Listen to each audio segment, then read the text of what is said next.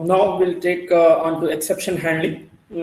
Basically, all of you must be knowing an exception because you have already been familiar with C++ and Java. See, errors you find compile time errors and runtime errors. Yes, sir. Compile time errors majorly deals with syntax. If you have not provided the syntax of the instructions correctly, then it will raise an error, right? Okay. What is syntax? Syntax is a set of rules that governs whether a particular sentence is well formed or not, right? So when you are probably writing a program using a C language, then you must have to be familiar with the C syntax. So while writing the instruction, you have to ensure that the instructions that you have written, they are as per the C syntax.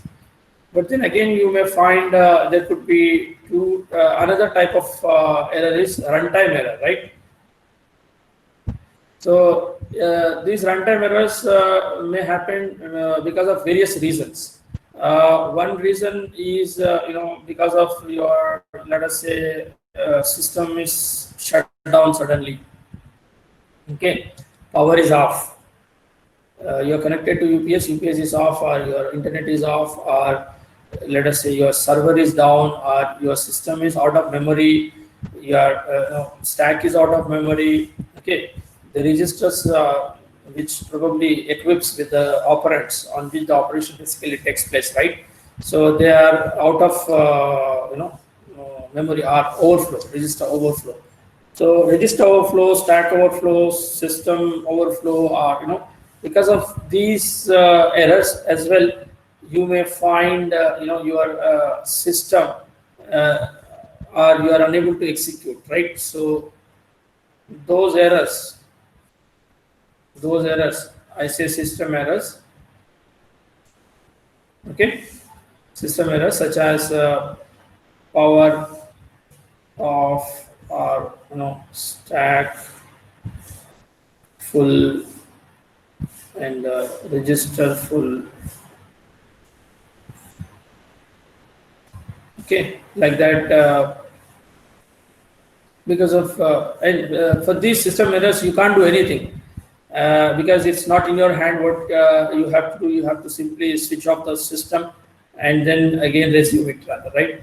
But then another type of errors which you probably find during the runtime, because of which also your execution will be suspended, is the exception, right? Exception. So I say these errors as exception because this is going to happen due to your logical problem, right? They are basically going to happen because of your logic. Okay, your logic is not correct, or we are looking for something which is not available, rather, right? Like for example, you're trying to look for a class which is not available, class not found, kind of thing, right?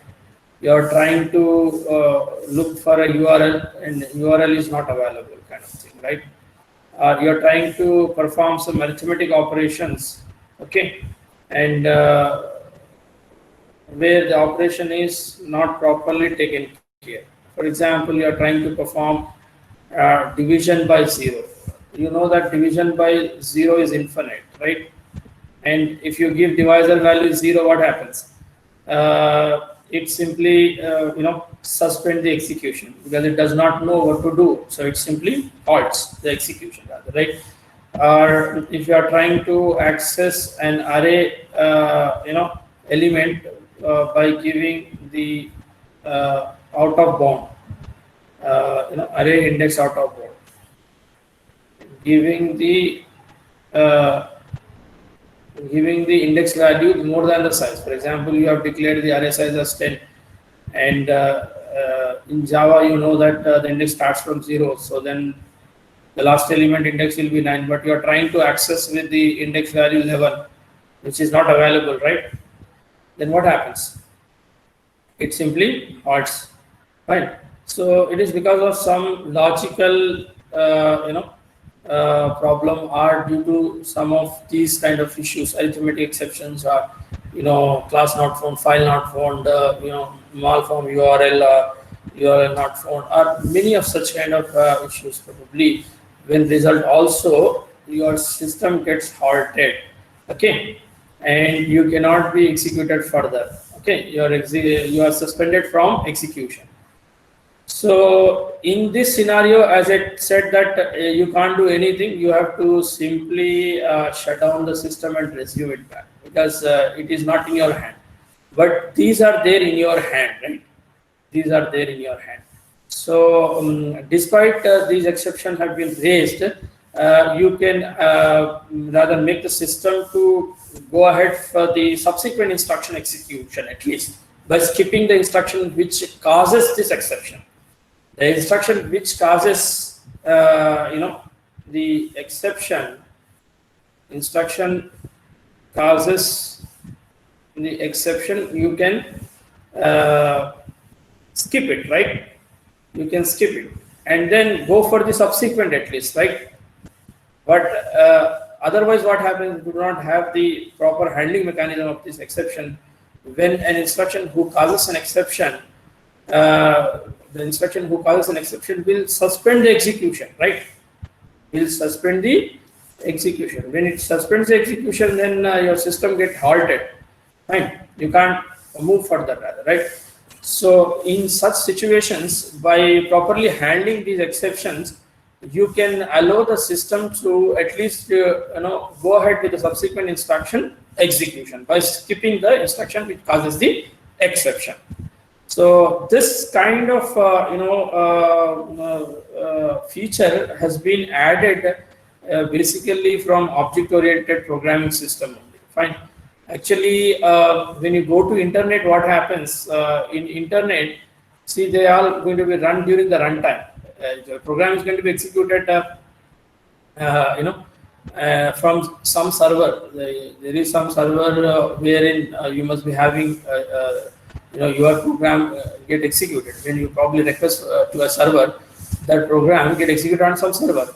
So let us say, for example, if some instruction causes an exception, and then if let us say that particular instruction when suspending the execution, then that server get completely halted. But in real-time scenario in the internet, what happens? A server will be accessed by multiple clients, right? Multiple clients at the same time. Yes or no?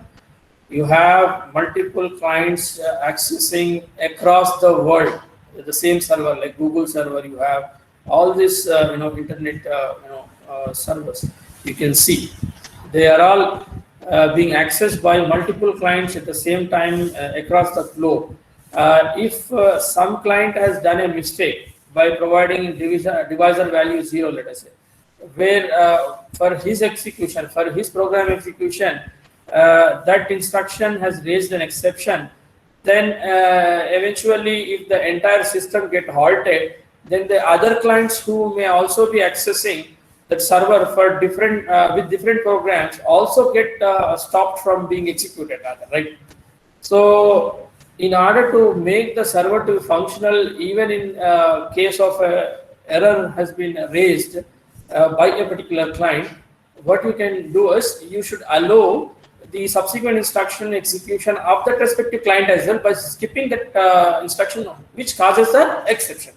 That is what exactly being tried out with this exception handling procedure that has been adopted in object-oriented programming system, because Java is an object-oriented programming system being basically used for internet, and if the exception kind of case when it arises, what happens? It may suspend the execution of the server, which may eventually let all other clients also get suspended.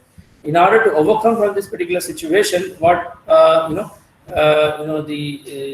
object-oriented programming system, programming languages have based programming languages have adopted is a handling mechanism, exception handling mechanism. So you can see the exception handling mechanism is basically introduced after the object-oriented programming system came into being, and the basic advantage of it, you can see I have given you one wider example at a very generic situation, by taking a generic situation, and that is being adopted by many of the object-oriented programming systems. You can see Ada, C++, Java, all these languages of course supports the exception handling. So now we'll see what is exception handling, how is it being handled by these different languages, and what are the design issues associated with this, and then how they are addressing these issues to implement the same and all. Okay, is this clear to all of you? Yeah. So now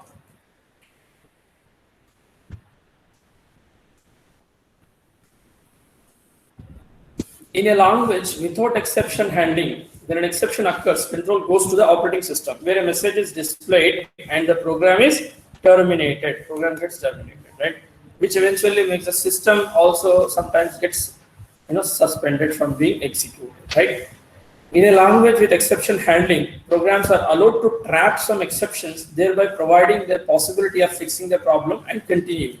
So it handles that particular exception by trapping it, and then allow the execution of the subsequent instruction, and ensure that the continuation of the execution of the pre-program will be done. Okay.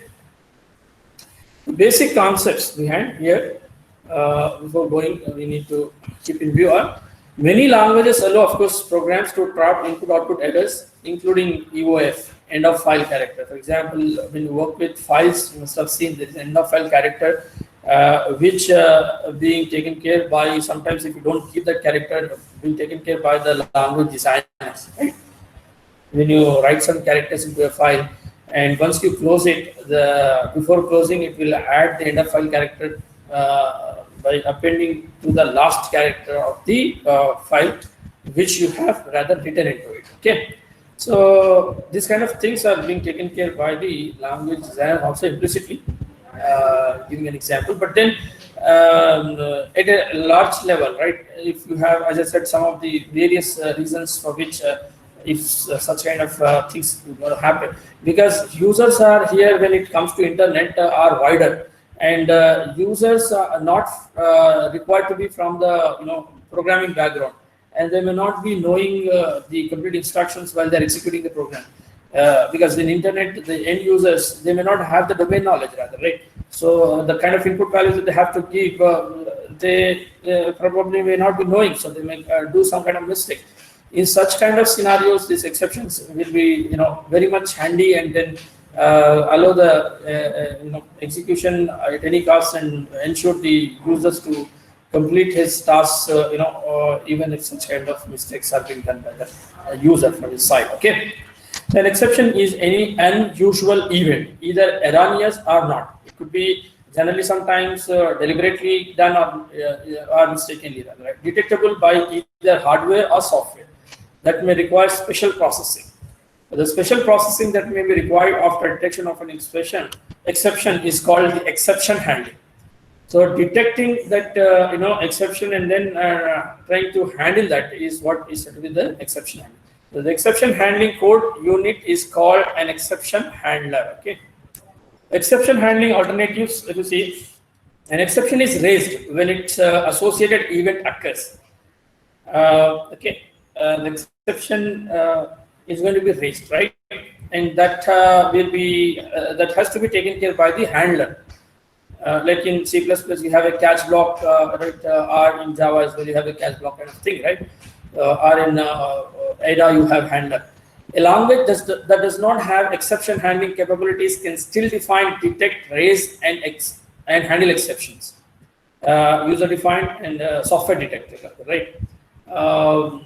Like for example, in C, though it does not have exception handling as part of the programming construct, but then with the help of set jump and long jump, there are two header files you have in C, which you can rather import and then implement this exception handling kind of concept, right? For user defined and as well for the software detector. Fine. The alternatives, like how can you, if you do not have the exception handling process in the programming language, one alternative, as I said, In C, they are being done with the help of some header files, which you can, when import, can do it. And some more alternatives have been discussed. Send an auxiliary parameter or use the return value to indicate the return status of the subprogram. Pass a label parameter to all subprogram. Error returns is to the past label. Pass an exception handling subprogram to all subprogram. So by detecting with the help of by passing some parameters and and then keeping a label to the same when you detect such kind of exception when such parameters are being sent, and the same can be rather notified to other subprograms. Thereby the exceptions can be rather handled, right? In the languages where you don't have the exception handling process as part of the programming construct. Advantage of built-in exception handling, like in C++, Java, Ada, you have built-in feature, this exception handling. It's one of the programming construct, right? The advantage of having this is it detects the error, right? Error detection code is tedious to write and it clutters the program. Exception propagation allows a high level of reuse of exception handling code. You need to have the mechanism to propagate the exceptions to a high level and reuse that handling code, right? So the design issues, when you probably talk about coming to the exception handling, how and where are exception handlers are specified and what is their scope? How do you have, like for example, in C++, Java, if an exception is raised, where it has to be raised, the place has to be identified. Like for example, try blocks. You put the exceptions, in the try blocks. So they will be raised from the try block, and then you must be having a place immediately after try block to handle the exceptions with the help of catch or handler kind of thing, right? So that is one issue. Fine. How is an exception occurrence bound to an exception handler? How does it happen? How the exception handler will identify the occurrence of the same? Probably by in some languages by using throw keyword, right? Throwing the exception of the same, creating an instance of it rather, right? Where does execution continue? After that happens, the execution probably after it once raised through the try block and catch block should be executed. Further, then the subsequent program is going to be either executed. This is how some programming languages have basically adopted the solutions. But see, before the solutions, what were the design issues? These are the design issues. I am giving you the solution as well, along with the design issues with the familiar language that you know it, right? So that you understand the issue as well. How are user-defined exceptions are specified? If you have, like, for example, you are trying to define a bank class in Java, right? When the user goes to withdraw the amount from the bank, right? There is a withdrawal function you have, but then while withdrawing, the exception that may raise is insufficient funds kind of thing, right? When the amount requested by the customer is, not available in his balance, then that can be considered as an exception, insufficient fund exception, and you can raise that. And so such kind of exceptions are certainly user-defined. I mean, user-defined exceptions are probably if you allow, then how you can probably allow the user to write as a code. It probably a good amount of code you need to write, but then it will be very much helpful at the time when probably the user does the mistakes at the runtime by giving the undesired inputs, right? Okay, so these are the design issues, and some more design issues while dealing with the same is here we are continuing with. Should there be default exception handler for programs that do not provide their own? This is another kind of thing that probably programming language designer must have to keep in mind, right? If there could be any default exception, like in Java, it is they have adopted, right? There is an exception, class which takes care of all exception. For example, if you do not specifically mention the exception which is being raised through the try block, that will be taken care by this generic one, right? So is there any default exception? So that will always be good thing. Can built-in exceptions be explicitly raised? Yeah. In Java, you can see built-in exceptions are not required to be raised, right? It will be automatically taken care. Whereas for user-defined, you need to raise it by having try, catch, and these all things, right? So also you will be using fine. But for built-in exceptions, you can simply use throws. Throws is also keyword being used in Java, which can be suffixed to the method definition, and that will be automatically taken care. So you don't need to write try, catch, throw, and all that. Just throws is enough, rather, right? There's also an option you have. Are hardware detectable errors treated as exception that can be handled? In ADA, you must be having this kind of handlers, right? Hardware detectable errors, right? So, are there any built-in exceptions? Built-in exceptions, like for example, divide by zero, array index out of bound, class not found. You can see file not found. These are all considered to be built-in exceptions in Java. There are a good number of built-in exceptions you can find in Java. Right? How can exceptions be disabled? If at all, they have to be rather disabled. Fine. So you can see here with one example, the exception when being raised, how it is going to be handled. The control flow of the same here being discussed.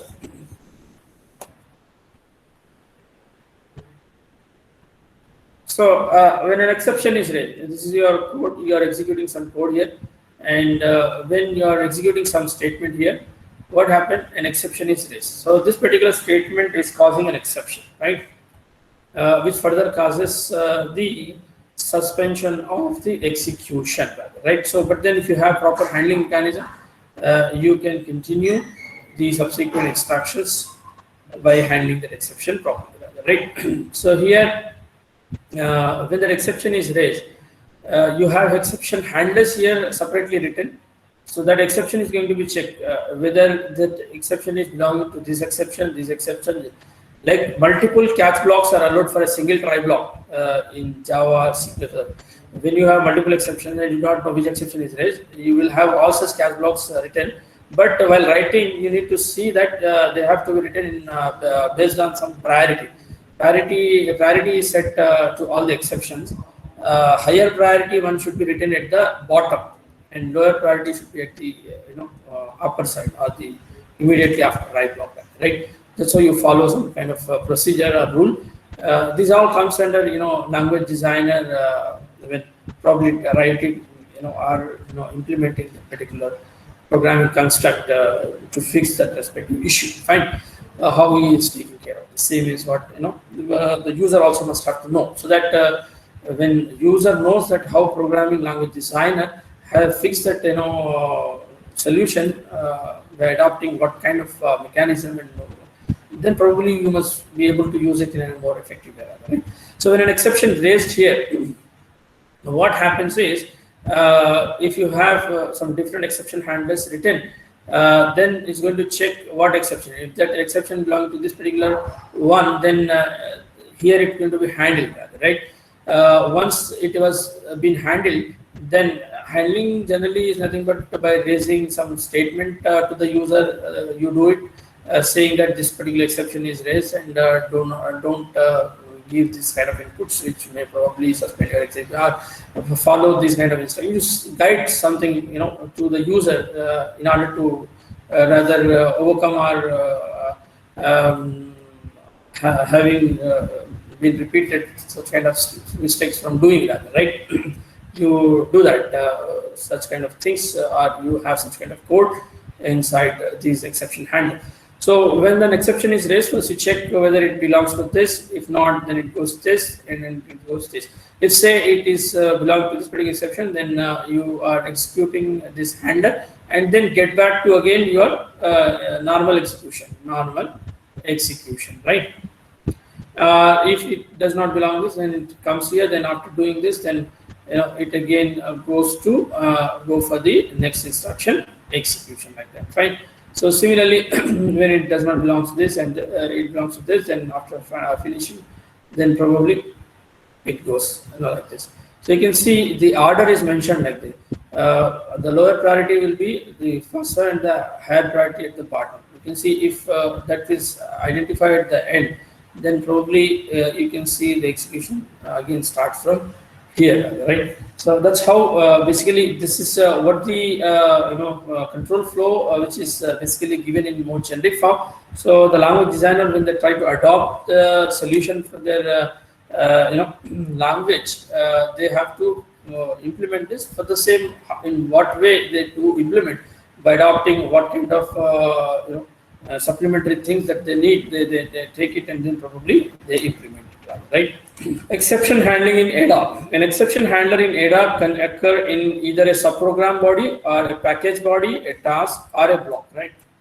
You find different kind of things in ADA. You find subprograms, you find packages, you find tasks. So it can be raised in any place, right?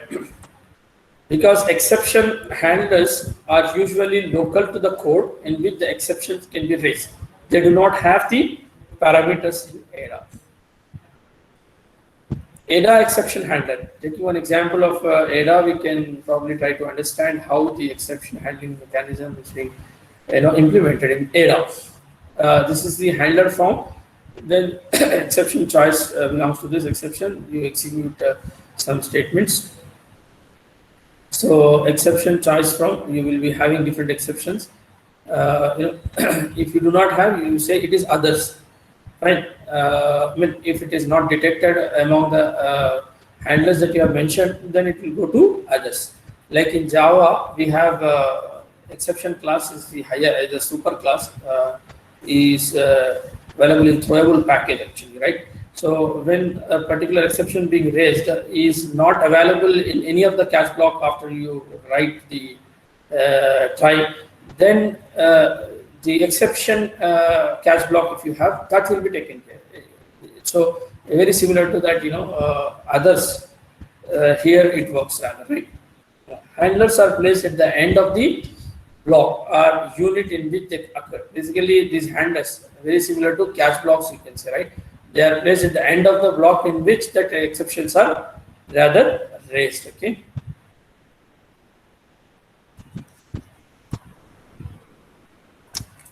Binding exceptions to handler. If the block or unit in which an exception is raised does not have a handler for that exception, the exception is propagated elsewhere to be handled. If you do not have proper handlers mentioned, for the exception that is raised, then it will be propagated to other place elsewhere. But if you have others, as I said, as mentioned in ADA, then that others will take care of, right? Procedures: propagates it to the caller. The blocks propagate it to the scope in which it appears. Package body propagate it to the declaration part of the unit that declared the package. If it is a binary unit, the program is terminated. Task: if it is a task, no propagation. If it has a handler, execute it. In either case, mark it completed. Okay. Continuation: the block or unit that raises an exception but does not handle it is always terminated.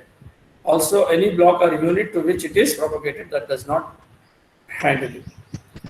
Other design choices, you can see user-defined exception. If you are probably working with in ADA, exception name list you give as an exception. Fine. You can see you define that exception. For example, as I say, insufficient funds exception. So you click as an exception, right? Then you have raise, like how you have throw in places of Java.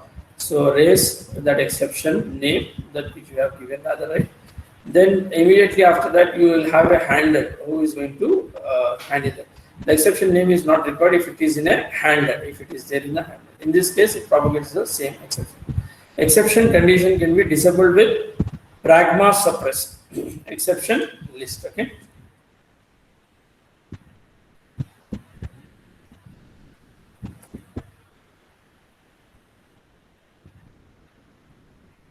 Some predefined exceptions in ADA, if you see constraint error, index constraint, like index out of bound kind of thing, range constraint, when you are giving more than the range and all numeric error, like divide by zero kind of thing, right? Overflow kind of thing, right? these are said to be the numeric error. These are all predefined or built-in errors, built-in exceptions that are available as part of ADA, exception handling, right? Exception handlers. Program error, call to a subprogram whose body has not been elaborated. If you do not have the body for which you want that is quick execution, a program error. Fine. Storage error, system runs out of heap. If the system does not have proper memory required for your program, then it raises this error. Tasking error, an error associated with the task if task cannot be able to properly get executed. Right. So some of the redefined exception. And coming to evaluation, the ADA designs for exception handling embodies the state of the art in the language designs in 1980, a significant advance over the PL by 1. Okay, ADA was the only widely used language with exception handling until it was added to C++. Exception handling was added to C++ after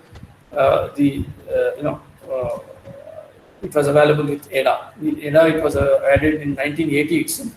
C++ came around in 1985. Right? Exception handling in C++, if you see, it is added to C++ after invention around 1990. It was, right? It was invented somewhere around 1985, but this feature was added in other versions, the updated versions, around 1990. Design is based on that of CLU, okay, ADA and ML, meta language and all. These are some other languages. So if you see how does exception handling works in C++, fine, you will have try, catch, and throw. That's it, right? So the code that is going to raise an exception, you are going to put it in the try block, right? And that exception which is being raised will be thrown as an object with the help of throw if it is a user defined. If it is a user defined, but if it is a built-in, it will be automatically thrown, and you will have a proper catch block immediately after the try block to handle that respective thrown exception. Fine. So the handler code you must be having here inside the catch block to probably notify the user that this kind of error has been occurred, so that he will be able to prevent from doing such kind of mistakes in the future, rather, right? If you have multiple exceptions are going to be raised from this try block, then you can have multiple catch blocks after the try immediately, but they should be written in the priority base, right? Higher the priority, lower should be written. Fine. So the higher priority one you write at the bottom, lower priority at the top, right? That's how you can probably go, right?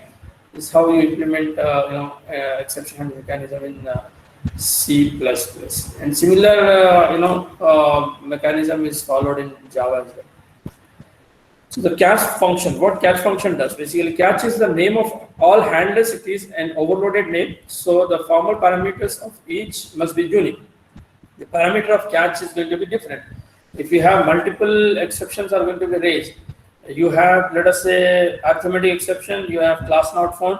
So for arithmetic, you will have separate catch block having the arithmetic as an argument, a parameter. Similarly, for array index sort of bound kind of thing, then you can have another catch block with array index sort of bound as the parameter, like that. Okay.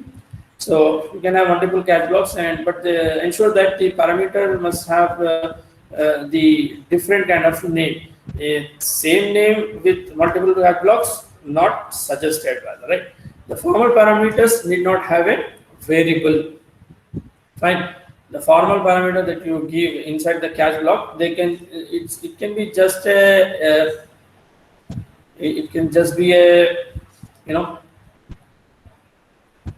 you have, let us say, C equal to A by B, where B equal to, let us say, 0. Then what happens? You will have a catch block here, which is taking care of arithmetic exception, let's say, okay? Arithmetic exception. You need not to have the variable here for parameter. You can just say the class name, that's it, which is going to handle that exception. And inside that, you can have some message to the user saying that it was divided by 0 kind, okay? Divide by 0 kind, okay? And then you can calculate. So now what happens is when, let us say, you're trying to do this, when you're trying to execute this particular instruction, right?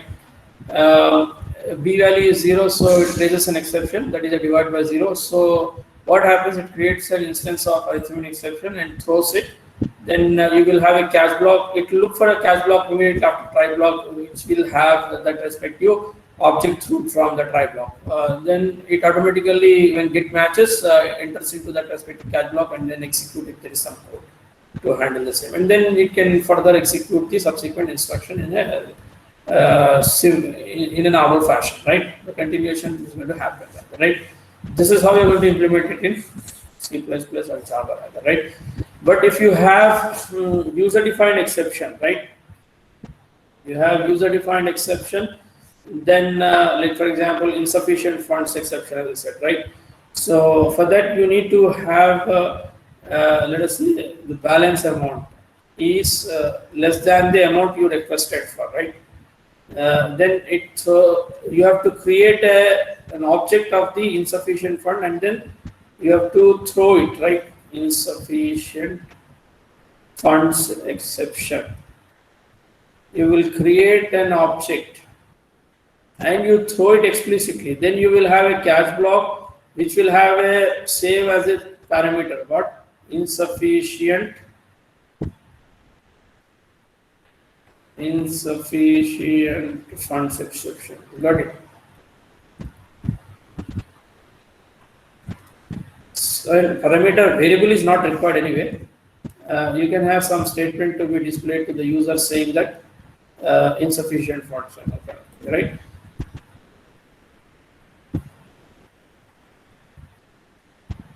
Okay. So this is user defined. This is built in, right? This is built in. I'm giving an example of C++ here. So in built-in, what happens when you Java is also receiving. And when, let us say here, when performing division operation and divisor value is 0, and this is a divide by 0 error, which comes under arithmetic exception. So it creates an instance of arithmetic exception and raises out of it. So immediately after try block, you must be having a catch block as a parameter of arithmetic exception. So that arithmetic exception which is been thrown from this try block is going to be compared with the parameter of this catch, and then it gets mapped. Then it will execute this, and then it will go for the subsequent instruction execution in normal fashion, right? In user-defined one, what happens is, for example, if you are trying to withdraw the amount, fine. So what you do, you check the amount to be withdrawn with the balance. If the balance is less than the amount, this is a constraint, right?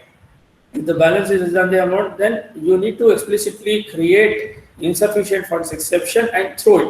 You will be throwing. Then when it is thrown, immediately after the try block, you will be having a catch block with a parameter of this kind, insufficient funds exception. So when it gets mapped, then it will enter into the catch block and then display the statement to handle that exception, and then it goes for the further instruction execution arm of fashion, right? This is how the built-in and user-defined will be taken care in C++. So you can. Is this clear to all of you? Yes.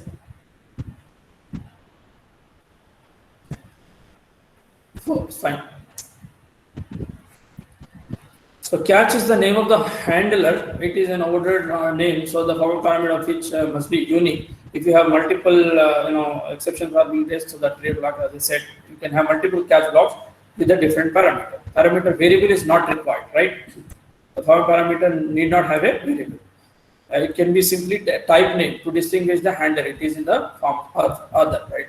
The formal parameter can be used to transfer information to the handler. The formal parameter can be an ellipsis, in which case it handles all exceptions not yet handled. So if you have exceptions not yet handled, then probably again it gets into a suspended mode, right?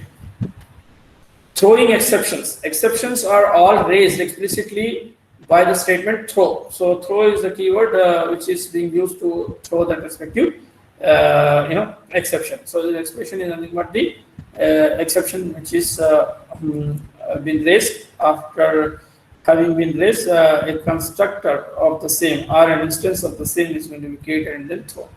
The brackets are meta symbols here. A throw without an operand can only appear in a handler where it appears. It simply raises the exception which it then handle elsewhere. The type of the exception disambiguates the intended handler. Okay. Anyway, I'll explain you with that example. Unhandled exception. If the exception cannot be handled means when the raised exception is not available as any one of the catch parameter, right? An unhandled exception is propagated to the caller of the function in which it is raised.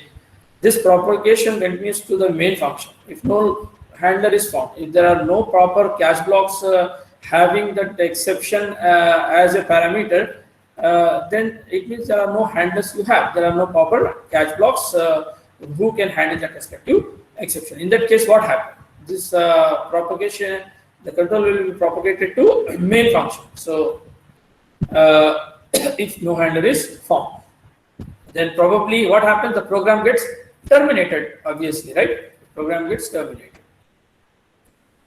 Continuation. After the handler completes, the execution will happen in a normal fashion, right? So this is how the continuation of the program will take place.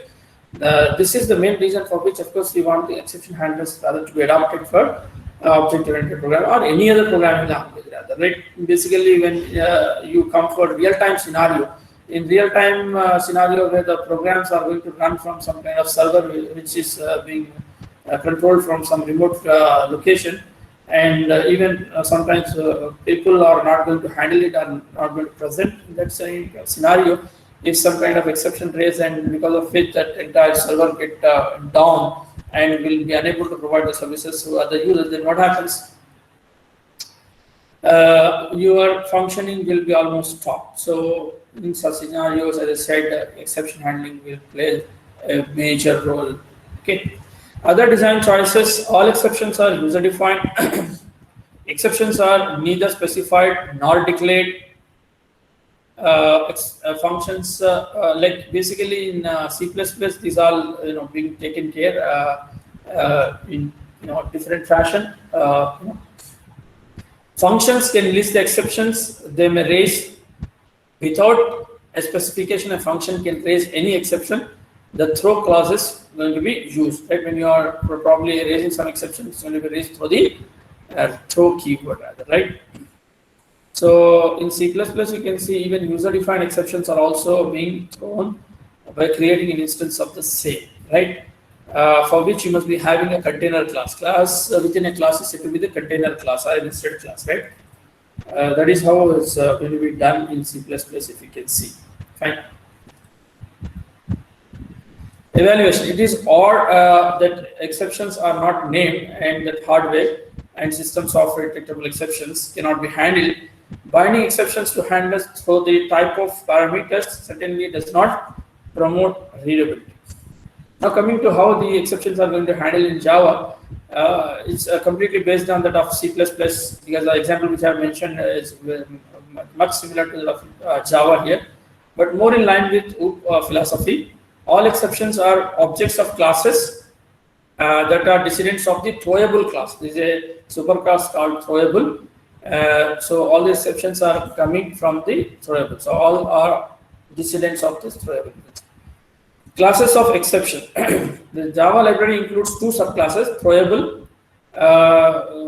One is error, another one is exception. So error thrown by the Java interpreter for events such as heap overflow, never handled by you. All the system errors, as I told you, at the beginning of the class, is being handled through the error class, error subclass of this throwable, and all the other exceptions, which causes due to logical or built-in or user-defined kind of thing, are being handled through the exception. So user-defined exceptions are usually subclasses of this. Has two predefined subclasses: IO exceptions and runtime exceptions. For example, array index out-of-bound exception and null pointer exception. Fine. Java exception handlers, like those of C++, except every catch requires a named parameter and all parameters must be descendants of throwable. Syntax of try clause is exactly that of C++ that I have explained you. Exceptions are thrown with throw Exceptions will be thrown with throw keyword as in C++, but often throw includes the new operator to create the object. In C++, sometimes you may not use this new, you just say the object, just say throw that exception name, but in Java, since the object has to be created during the runtime, so you will be using this new parameter storage class, right? Fine. So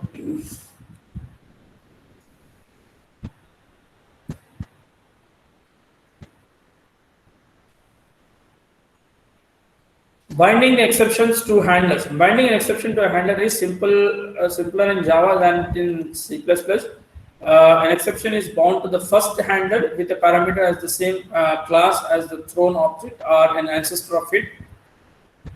If it is not get matched, then it will check with the ancestor. If if it get matched with the ancestor, it will also be taken care, right? And not to be the same as that of the exception being raised in the try block. The raised exception through the try block, if not available at the parameter of a cache, then it looks for its superclass. And if the superclass or ancestor of the particular exception is also there at the parameter of the cache, also being taken care by the particular cache block here, right? An exception can be handled and rethrown by including a throw in the handler. A handler could also throw a different exception, right? If you have such kind of scenario, this throw will be thrown to the ancestor, and ancestor will take care of this.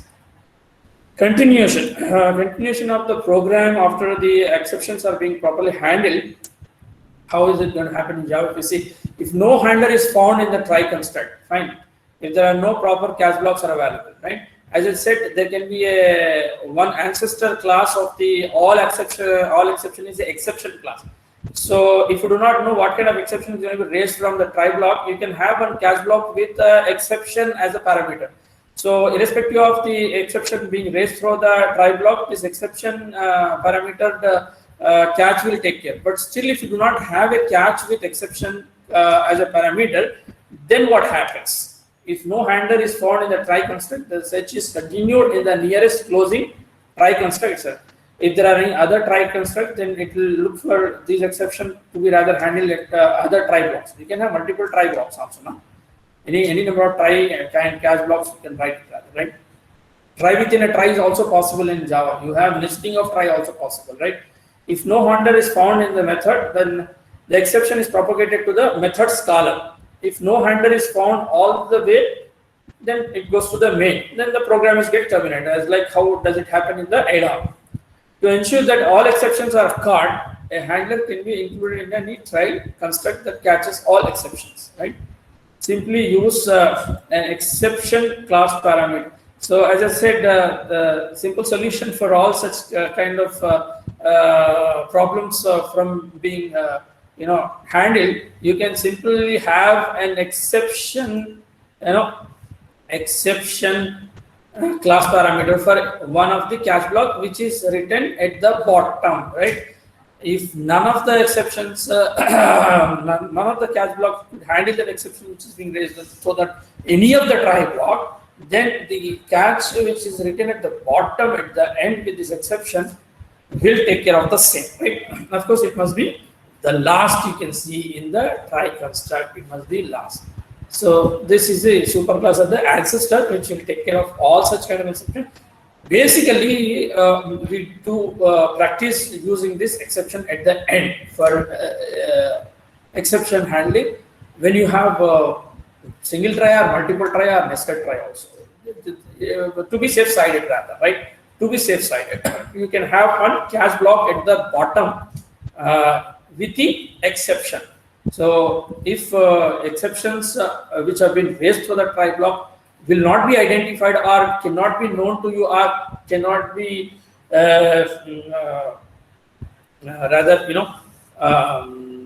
known with the name, then probably that will be taken care by this cache block which you wrote at the bottom with the exception parameter, right? I hope this is clear to all of you. So in Java, you can say exception handling is maintained in a very well and effective manner, you can see, by having this exception. Okay, so the Java throws, there's another option in Java you have is the throws. At the method definition itself, you can give throws. Then what happens, you need to have try-catch throw, right? Say, instead of having try-catch throw, alternate mechanism for the same is using throws. Okay, so all such errors, all such exceptions which you have identified at the time of definition of the function itself, right? You like, how do you write public static void main arguments? You give like this, right? String arguments.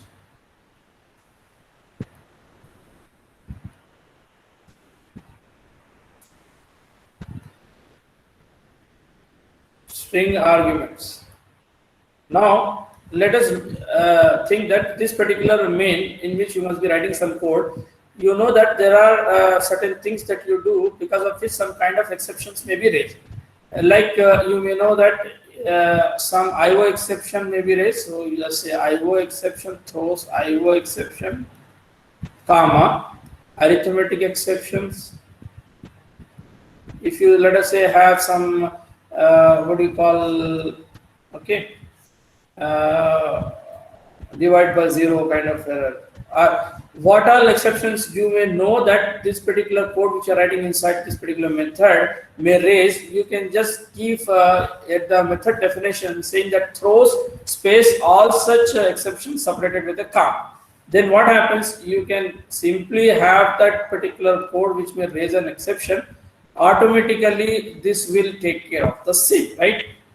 So you need not to have to put this code in a try and then have a catch block to write in the same. This is alternate mechanism of implementing or handling the exceptions with the help of throw. But if you are having more, then probably sometimes it gets inefficient. Okay, but otherwise you can use in this way as well, right? I hope this is clear to all of you. The alternate way of implementing the exception handling in Java with the help of throws keyword. So you have try, catch, throw is one mechanism to handle the exception, and another one is throws. Okay, and you have one another feature associated with this exception handling is finally block. Let us say, for example, if some exception is raised, despite the exception raised or not, you want some particular code to be executed at any cost. That kind of code you can have it inside the finally block. And generally, these finally blocks you put after all the try-catch blocks, right? After having written all the try-catch blocks, you can have the finally. So when you may want to execute certain code at any cost, right? At any cost, that code you can put in finally block. This is another feature which is being provided by Java, right? So exception handling being implemented here with the help of these 5 keywords: try, catch, throw, throws, and finally. Okay, I hope this is clear to all of you, right?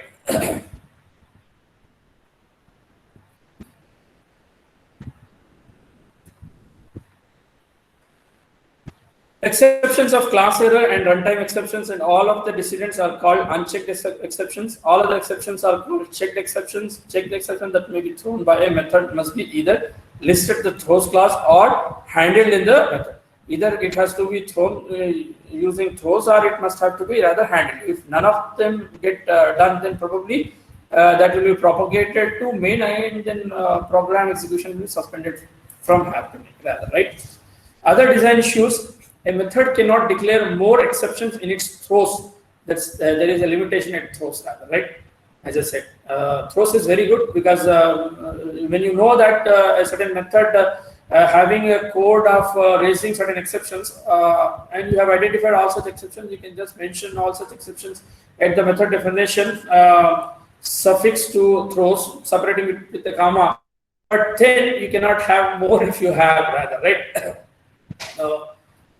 More exceptions in its class, then the method gets overrides. Okay, so a method that calls a method that lists a particular checked exception in its throws class has 3 alternatives for dealing with that exception: catch and handle the exception. If you have more number of exceptions, as I said, more cannot be placed at throws.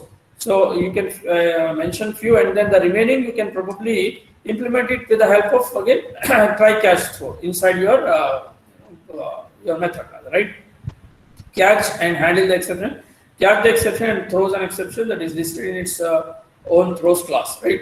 Declare in its throws class and do not handle it, right? As I said, another feature that Java is providing is you the finally class can appear at the end of the try constructs, and this basically being used to have the code which is to be executed regardless of what happens in the try construct, right? Despite the instruction errors being raised or not, you want some code when to be executed at any cost, you can have this code inside the finally block, right? An example here that we mentioned, you can see an exception here you are trying to handle, okay? You're having some code. When you find that some code which may cause an exception, put that in a try block, right? So then after the try block, you can probably have the class blocks for the exception that you may have identified in it. No, for built-in, they will be automatically taken care of, right? And then you can have the finally block. Finally block when you wanted to have certain code to be executed regardless of what happens in the try block, so that you can have after the all try constructs that you write, okay?